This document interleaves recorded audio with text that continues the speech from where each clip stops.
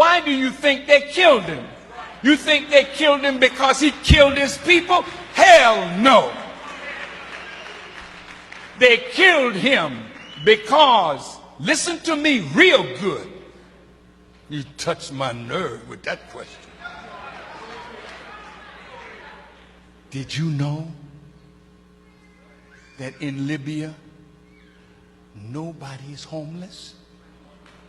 Listen, everybody in Libya has either a home or an apartment. They call it a flat. Did you know education in Libya is free from kindergarten through college?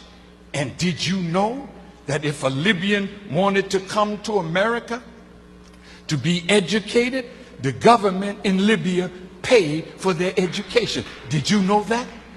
I was there when he opened a $500 million hospital with 18 theaters for operation. I was there, and we went when he was making their own medicines. See, this was a man that gave free medical attention to all the citizens of Libya. And if Libya did not offer that kind of medical attention, they could fly anywhere in the world and get it, and the Libyan government would pay for it. Did you know that? No, you didn't. Did you know that from the oil money, every Libyan citizen got a stipend every year?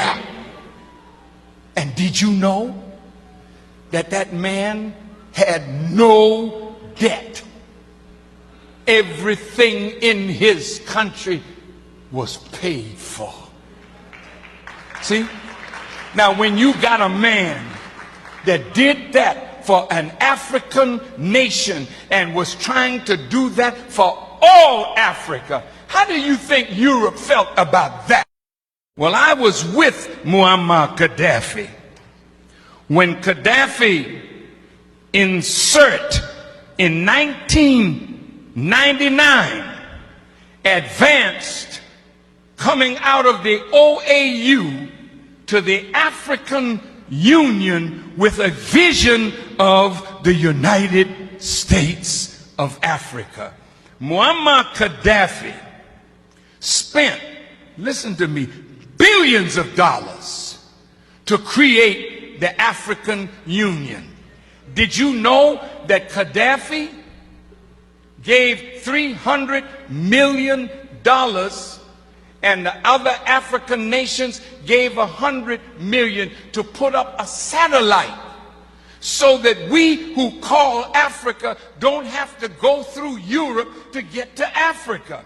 And Europe was getting $500 million a year just by our telephone calls to the continent. Now we can call directly to Africa, and that $500 million is in the hand of African people.